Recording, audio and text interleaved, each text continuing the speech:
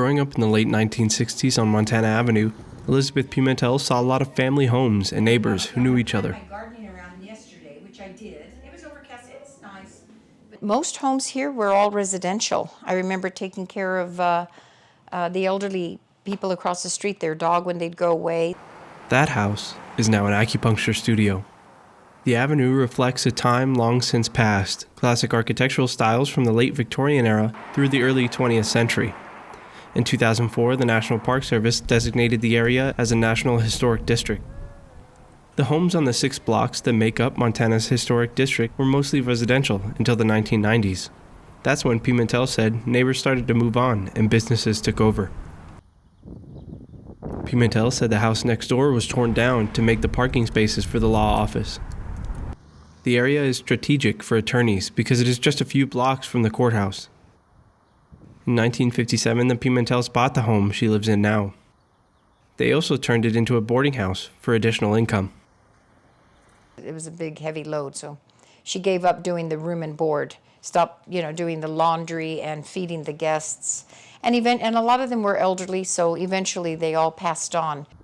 Pimentel lived abroad for years, but moved back into the family home to care for her elderly mother until she died in 2022, at the age of 104. What was it like growing up in a house like that? Well, it's a huge house, but when you put 5 children and 2 adults in the house, there isn't a whole lot of room back there to pack everybody into. That's hard when you got 5 girls. Montana Avenue is a major artery for the city, beginning in downtown El Paso, later becoming Highway 180 and stretching all the way to Fort Worth, Texas. Pimentel says cars have driven into her fence more than once. The thing that I am missing out on, I think, is the quietness of a suburb. Since we're a stone's throw from the freeway, they are rerouted onto Montana because Montana is the thoroughfare all the way out of town. Another factor that could discourage potential homebuyers, the cost of not only buying but maintaining a large home.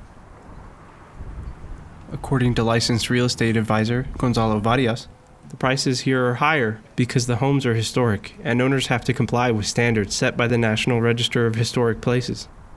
It's a little bit pricier to find a house there.